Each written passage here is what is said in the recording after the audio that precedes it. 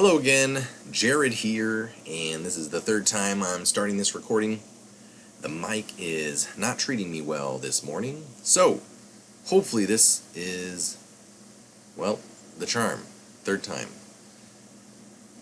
Alright, this is an article by Dr. Raymond Peat. You can find it on his website under the article section at raypeat.com. And this article is called Thyroid, Therapies, Confusion, and Fraud, and I was surprised once again that I had not recorded this one yet, considering its importance. So, there's 6 sections to this article, and it's got the outline up here at the top, so I'm going to go ahead and read through those. So, part 1 is going to be Respiratory, Metabolic, Defect. Part 2, 50 Years of Commercially Motivated Fraud. Part 3, Tests and the quote-unquote free hormone hypothesis. Part 4, Events in the tissues. Part 5, Therapies, and Part 6, Diagnosis. And I will use that as my cue to remind you that I am just reading Dr. Peat's work, which he fully cites at the bottom. I'm not doing any type of recommendations or anything like that. I hope this helps you as much as it has helped me in my health journey, but outside of that, I'm just here helping to spread the word. Alright, this is how it goes. Part 1, Respiratory Defect. Rhoda Barnes, more than 60 years ago, summed up the major effects of hypothyroidism on health very neatly when he pointed out that if hypothyroid people don't die young from infectious disease or diseases such as tuberculosis, they die a little later from cancer or heart disease. He did his PhD research at the University of Chicago, just a few years after Otto Warburg, in Germany, had demonstrated the role of a quote-unquote respiratory defect in cancer. At the time Barnes was doing his research, hypothyroidism was diagnosed on the basis of low basal metabolic rate, meaning that only a small amount of oxygen was needed to sustain life. This deficiency of oxygen consumption involved the same enzyme system that Warburg was studying in cancer cells. Barnes experimented on rabbits and found that when their thyroid glands were removed, they developed atherosclerosis, just as hypothyroid people did. By the mid-1930s, it was generally known that hypothyroidism causes the cholesterol level in the blood to increase. Hypercholesterolemia was a diagnostic sign of hypothyroidism. Administering a thyroid supplement, blood cholesterol came down to normal, exactly as the basal metabolic rate came up to the normal rate. The biology of atherosclerotic heart disease was basically solved before the Second World War. Many other diseases are now known to be caused by respiratory defects. Inflammation, stress, immunodeficiency, autoimmunity, developmental and degenerative diseases, and aging all involve significantly abnormal oxidative processes. Just brief oxygen deprivation triggers processes that lead to lipid peroxidation, producing a chain of other oxidative reactions when oxygen is restored. The only effective way to stop lipid peroxidation is to restore normal respiration. Now that dozens of diseases are known to involve defective respiration, the idea of thyroid's extremely broad range of actions is becoming easier to accept. Part 2, 50 Years of Fraud. Until the Second World War, hypothyroidism was diagnosed on the basis of BMR, or basal metabolic rate, and a large group of signs and symptoms. That's a period there. I thought it was going to be a comma. Okay, and a large group of signs and symptoms. There we go. In the late 1940s, promotion of the, and this is in parentheses, biologically inappropriate, and then it says PBI, or protein-bound iodine blood test. Okay, so let's say this all again. In the late 1940s, promotion of the PBI blood test in the US led to the concept that only 5% of the population were hypothyroid, and that the 40% identified by quote-unquote obsolete methods were either normal or suffered from other problems such as sloth and gluttony, or quote-unquote genetic susceptibility to disease. During the same period, thyroxine became available, and in healthy young men, it acted, this is in quotes, like the thyroid hormone, end quote. Older practitioners recognized that it was not metabolically the same as the traditional thyroid substance, especially for women and seriously hypothyroid patients. But marketing and its influence on medical education led to the false idea that the standard Armour Thyroid USP wasn't properly standardized, and that certain thyroxine products were, despite the fact that both of these were shown to be false. By the 1960s, the PBI test was proven to be irrelevant to the diagnosis of hypothyroidism, but the doctrine of 5% hypothyroidism in the population became the basis for establishing the norms for biologically meaningful tests when they were introduced. Meanwhile, the practice of measuring serum iodine and equating it with thyroxine, the thyroid hormone, that was in quotes, led to the practice of examining only the iodine content of the putative glandular material that was offered for sale as thyroid USP. This led to the substitution of materials such as iodinated casein for desiccated thyroid in the products sold as thyroid USP. The US FDA refused to take action because they held that a material's iodine content was enough to identify it as quote-unquote thyroid USP. In this culture of misunderstanding and misrepresentation, the mistaken idea of hypothyroidism's low incidence in the population led to the acceptance of dangerously high TSH, or thyroid stimulating hormone, activity as quote-unquote normal, just as excessive FSH, or follicle stimulating hormone, has been shown to have a role in ovarian cancer. Excessive stimulation by TSH produces disorganization in the thyroid gland. Part 3. Tests and the quote-unquote free hormone hypothesis. After radioactive iodine became available, many physicians would administer a dose and then scan the body with a Geiger counter to see if it was being concentrated in the thyroid gland. If a person had been eating iodine-rich food and iodine was used in bread as a preservative/dough condition and was present in other foods as an accidental contaminant, they would already be oversaturated with iodine, and the gland would fail to concentrate the iodine. The test can find some types of metastatic thyroid cancer, but the test generally wasn't used for that purpose.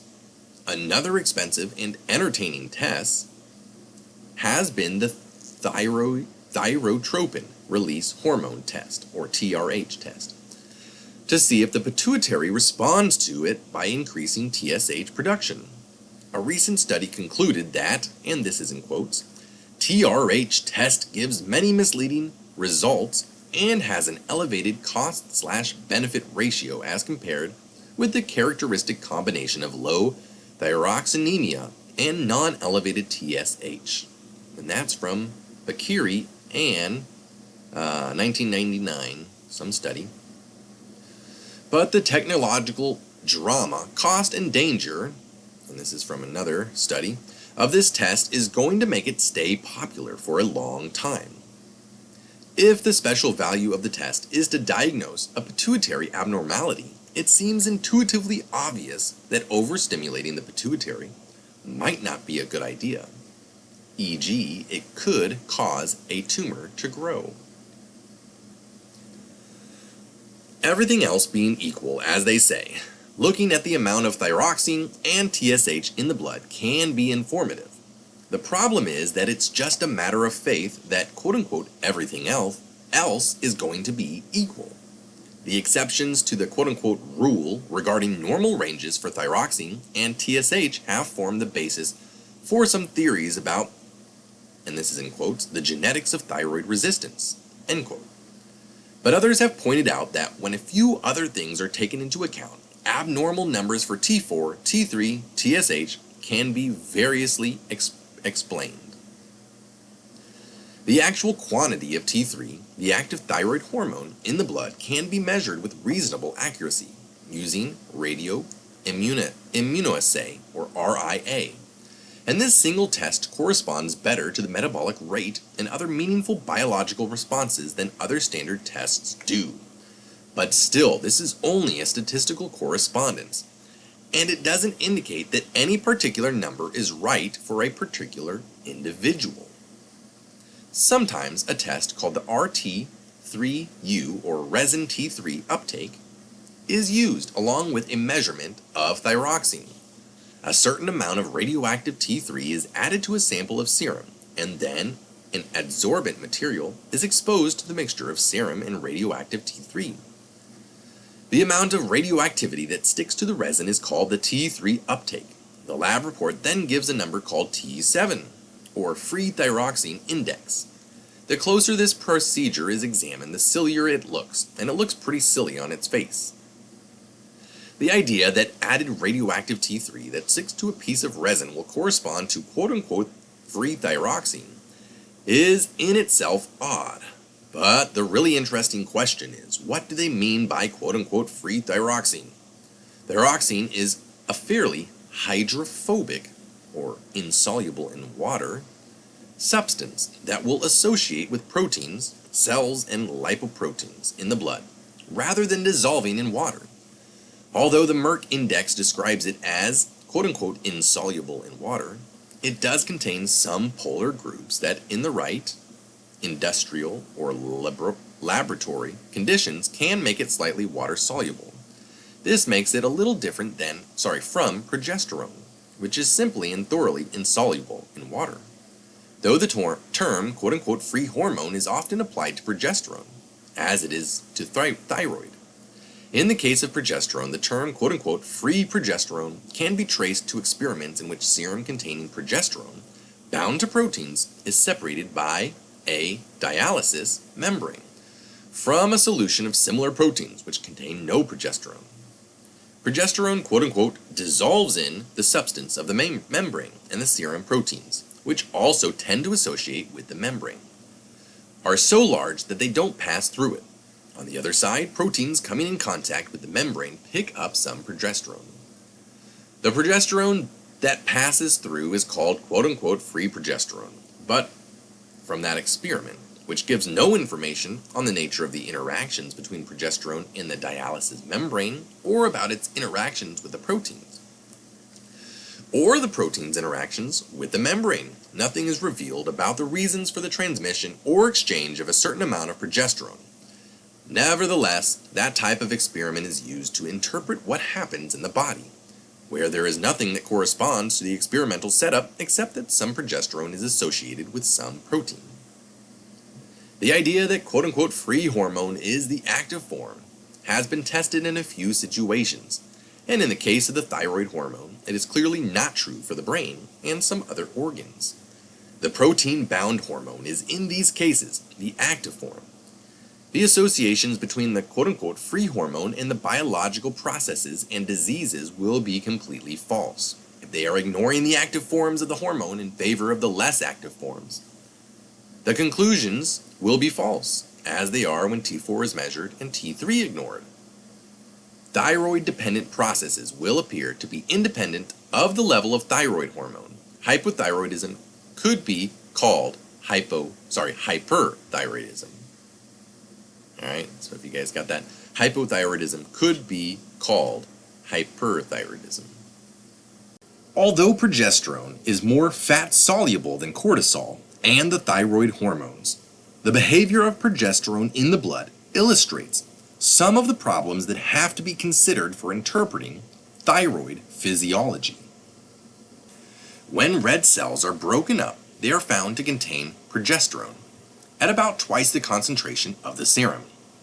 In the serum, 40 to 80% of the progesterone is probably carried on albumin.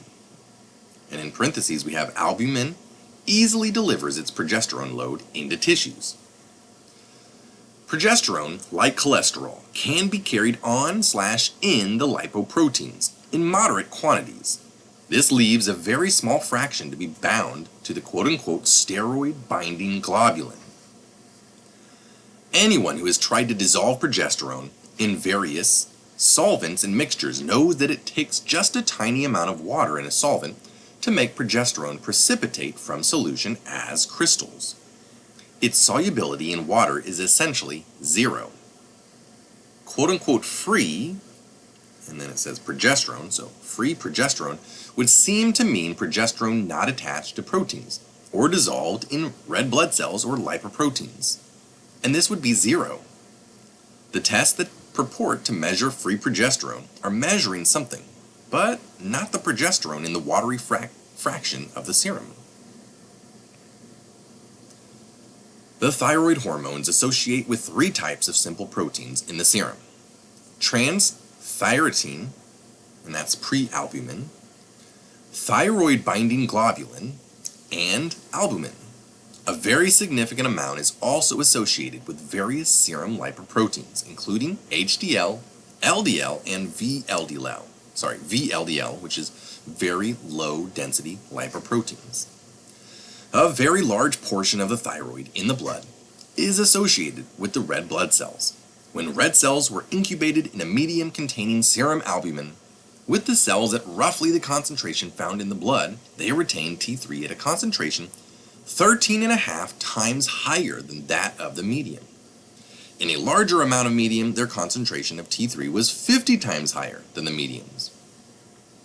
When laboratories measure the hormones in the serum only, they have already thrown out about 95% of the thyroid hormone that the blood contained. The T3 was found to be strongly associated with the cell's cytoplasmic proteins, but to move rapidly between the proteins inside the cells and other proteins outside the cells.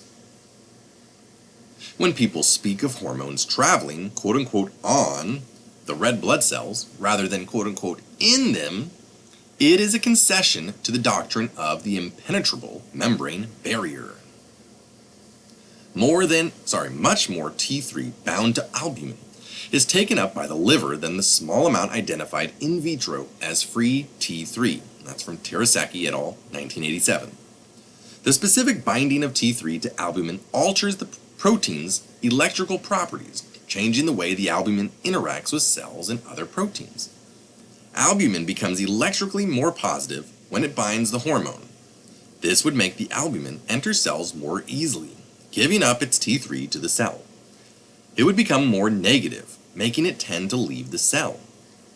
This active role of albumin in helping cells take up T3 might account for its increased uptake by the red cells when there were fewer cells in proportion to the albumin medium. This could also account for the favorable prognosis associated with higher levels of serum albumin in various sicknesses. When T3 is attached chemically, and in parentheses we have covalently or permanently, to the outside of red blood cells, apparently preventing its entry into other cells, the presence of these red cells produces reactions in other cells that are the same as some of those produced by the supposedly quote-unquote free hormone. If T3 attached to whole cells can exert its hormonal action, why should we think of the hormone bound to proteins as being unable to affect cells? The idea of measuring the quote-unquote free hormone is that it supposedly represents the biologically active hormone. But, in fact, it is easier to measure the biological effects than it is to measure this hypothetical entity. Who cares how many angels might be dancing on the head of a pin if the pin is effective in keeping your shirt closed? Very nice. I like that. Okay. Part 4. Events in the tissues. Besides the effects of commercial deception, confusion about thyroid has resulted from some biological cliches. The idea of a quote-unquote barrier membrane around cells is an assumption that has affected most people studying cell physiology, and its effects can be seen in nearly all of the thousands of publications on the functions of thyroid hormones. According to this idea, people have described a cell as resembling a droplet of a watery solution, enclosed in an oily bag which separates the internal solution from the external watery solution. The cliché is sustained only by neglecting the fact that proteins have a great affinity for fats, and fats for proteins. Even soluble proteins, such as serum albumin, often have interiors that are extremely fat-loving. Since the structural proteins that make up the framework of a cell aren't quote-unquote dissolved in water, they used to be called quote-unquote the insoluble proteins. The lipophilic phase isn't limited to an ultra-microscopically thin surface, but actually constitutes the bulk of the cell.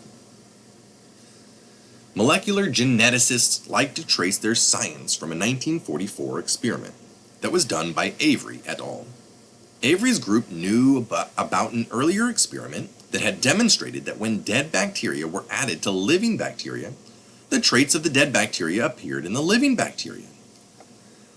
Avery's group extracted DNA from the dead bacteria and showed that adding it to living bacteria transferred the traits of the dead organisms to the living.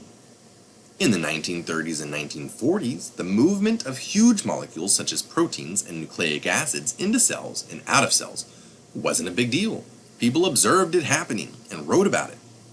But in the 1940s, the idea of the barrier membrane began gaining strength, and by the 1960s, nothing was able to get into cells without authorization. At present, I doubt that any molecular geneticist would dream of doing a gene transplant without a quote-unquote vector to carry it across the membrane barrier. Since big molecules are supposed to be excluded from cells, it's only the quote-unquote free hormone which can find its specific port of entry into the cell, where another cliché says it must travel into the nucleus to react with a specific site to activate the specific genes through which its effects will be expressed. I don't know of any hormone that acts that way. Thyroid, progesterone, and estrogen have many immediate effects that change the cell's functions long before genes could be activated. Trans-thyrotin, carrying the thyroid hormone, enters the cell's mitochondria and nucleus. And that's from Asimova et al., 1984-1985.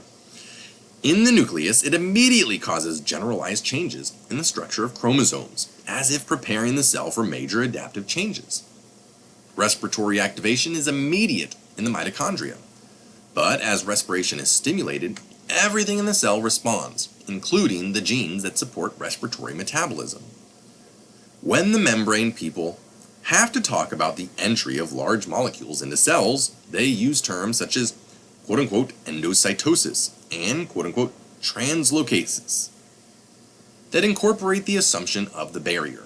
But people who actually investigate the problem generally find that quote-unquote diffusion and co-diffusion and absorption describe the situation adequately.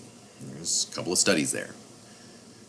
Active transport and membrane pumps are ideas that seem necessary to people who haven't studied the complex forces that operate at phase boundaries, such as the boundary between a cell and its environment. Part 5 is called Therapy. Years ago, it was reported that Armour Thyroid USP released T3 and T4 when digested in ratio of 1 to 3, and that people who used it had much higher ratios of T3 to T4 in their serum than people who took only thyroxine. The argument was made that thyroxine was superior to thyroid USP, without explaining the significance of the fact that healthy people who weren't taking any thyroid supplement had higher T3, T4 ratios than the people who took thyroxine, or that our own thyroid gland releases a high ratio of T3 to T4. The fact that the T3 is being used faster than T4, removing it from the blood more quickly than it enters from the thyroid gland itself, hasn't been discussed in the journals, possibly because it would support the view that a natural glandular balance was more appropriate to supplement than pure thyroxine. The serum's high ratio of T4 to T3 is a pitifully poor argument to justify the use of thyroxine instead of a product that resembles the proportion of these substances secreted by a healthy thyroid gland or maintained inside cells. About 30 years ago, when many people still thought of thyroxine as quote-unquote the thyroid hormone, someone was making the argument that the thyroid hormone must work exclusively as an activator of genes, since most of the organ slices he tested didn't increase their oxygen consumption when it was added. In fact, the addition of thyroxine to brain slices suppressed their respiration by 6% during the experiment. Since most T3 is produced from T4 in the liver, not in the brain, I think that experiment had great significance, despite the ignorant interpretation of the author. An excess of thyroxine in a tissue that doesn't convert it rapidly to T3 has an anti-thyroid action. See Gumaz et al. 1987. This happens in many women who are given thyroxine as their dose is increased. Their symptoms get worse. The brain concentrates T3 from the serum and may have a concentration 6 times higher than the serum, again from the same study. And it can achieve a higher concentration of T3 than T4. It takes up and concentrates T3 while tending to expel T4. Reverse T3, or RT3, doesn't have much ability to enter the brain, but increased T4 can cause it to be produced in the brain.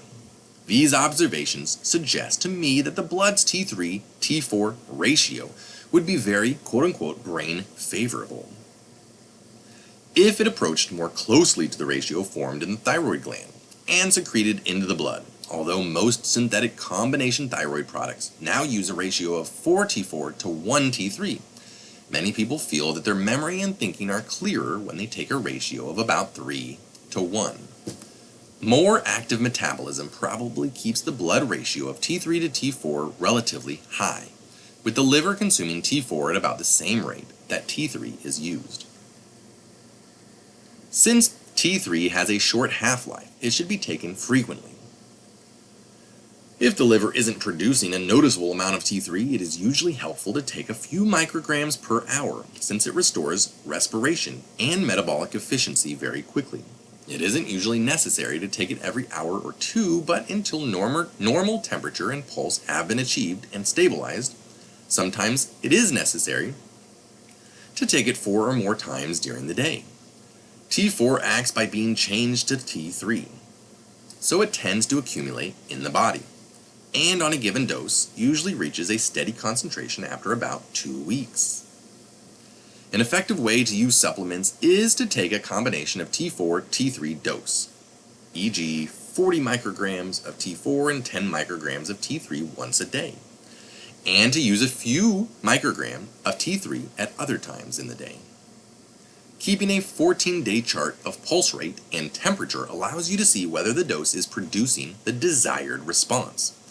If the figures aren't increasing at all after a few days, the dose can be increased until a gradual daily increment can be seen, moving toward the goal at the rate of about 1/14 per day.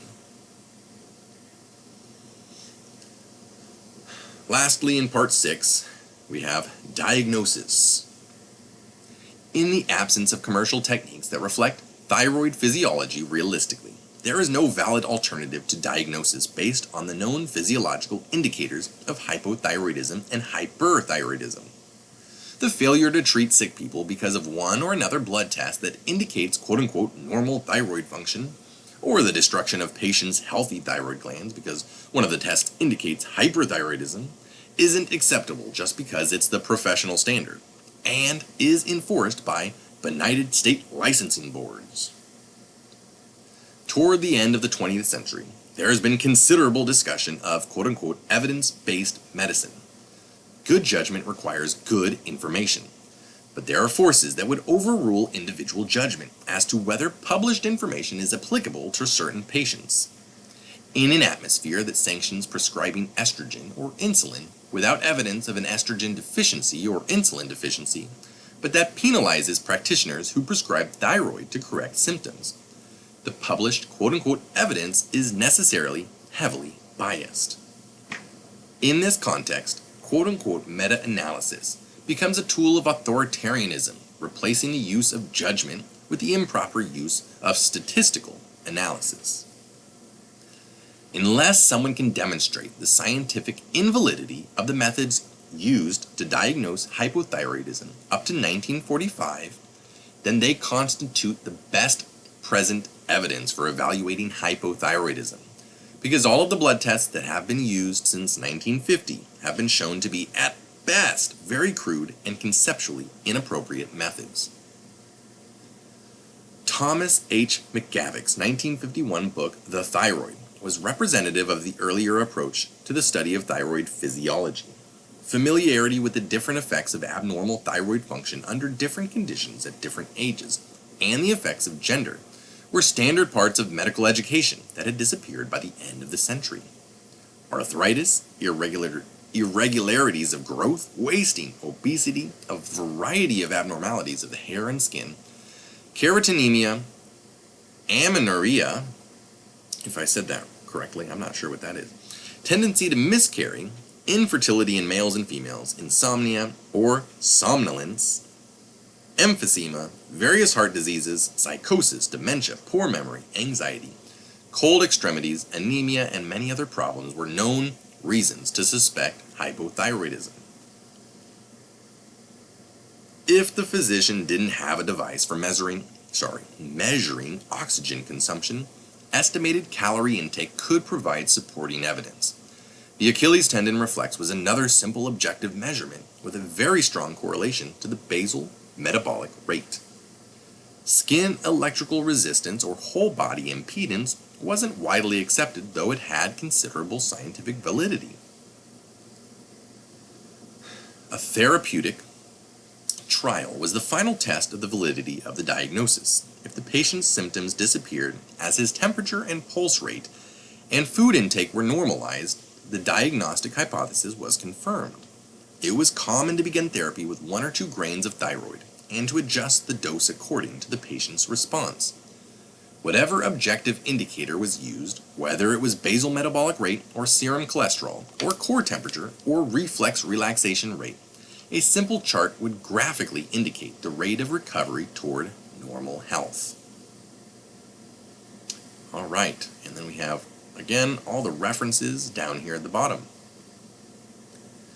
Obviously, that will take a couple of read-throughs to absorb all of that, unless you have an IQ similar to Dr. Peat's.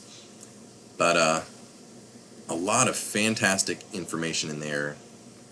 So many rabbit trails that I could go down in regards to everything he references here.